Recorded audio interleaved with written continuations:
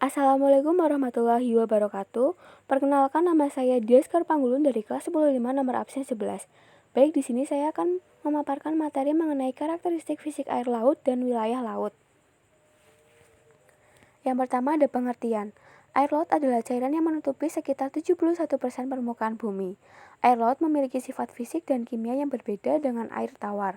Sifat fisik air laut adalah sifat air laut yang dapat diukur dan diteliti tanpa mengubah komposisi atau susunan zat tertentu. Sedangkan sifat kimia air laut adalah sifat air laut yang berkaitan dengan kandungan zat-zat terlarut di dalamnya.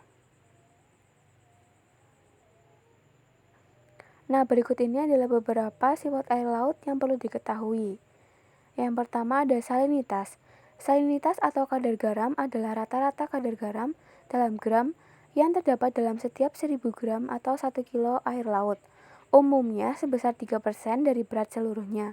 Namun, salinitas air laut biasanya disebut sebagai bagian per 1000 atau per mil.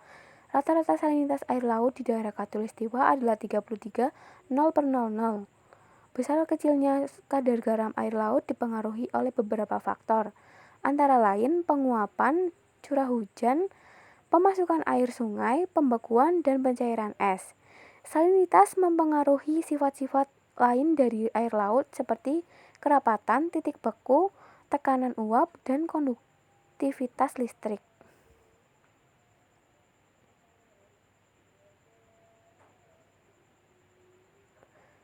Yang kedua ada suhu. Suhu air laut adalah temperatur di permukaan air laut yang dipengaruhi sinar matahari. Suhu atau suhu permukaan laut berubah-ubah. Faktor yang mempengaruhi perubahan suhu yakni radiasi matahari, posisi matahari, letak geografis, musim, kondisi awan, proses interaksi air dan udara, penguapan, serta embusan angin. Laut di daerah tropis memiliki suhu permukaan yang lebih hangat dan stabil.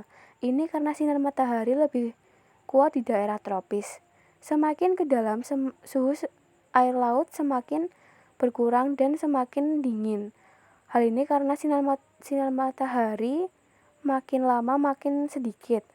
Pada kedalaman sekitar 200 meter hingga 1000 meter di bawah permukaan laut, suhu turun secara mendadak yang dikenal dengan sebutan thermocline. Yang ketiga ada warna. Warna air laut dipengaruhi oleh molekul air dalam menyerap dan memantulkan cahaya matahari. Zat yang larut dalam air laut, jenis endapan, serta organisme dominan yang hidup di dasar laut. Secara umum, warna air laut di permukaan bumi berwarna biru. Namun, ada beberapa daerah berwarna hijau dan sebagainya. Berikut beberapa warna air laut. Yang pertama ada warna biru disebabkan oleh sinar matahari yang bergelombang pendek. Yang kedua ada warna kuning, karena terdapat banyak lumpur berwarna kuning.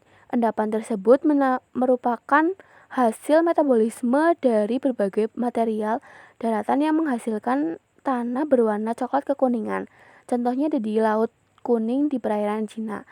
Yang ketiga ada warna hijau, karena banyak fitoplankton dalam jumlah besar yang mempengaruhi kandungan klorofilnya.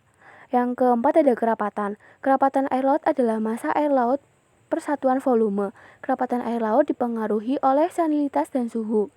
Semakin tinggi salinitas dan semakin rendah suhu, maka semakin tinggi kerapatan air laut dan sebaliknya. Rata-rata kerapatan air laut di permukaan bumi adalah 1025 gram per cm. Kerapatan air laut berbeda-beda di setiap kedalaman.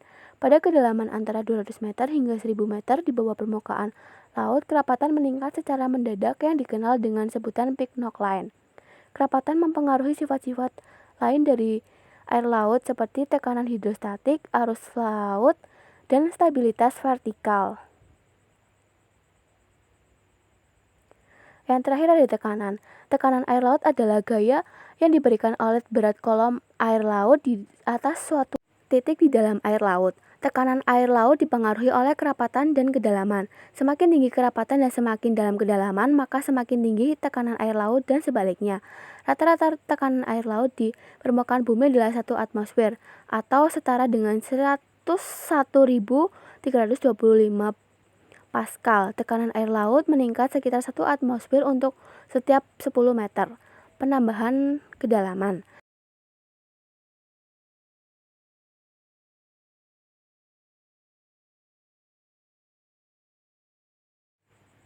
Baik, mungkin itu saja yang dapat saya sampaikan. Kurang lebihnya mohon maaf. Wassalamualaikum warahmatullahi wabarakatuh.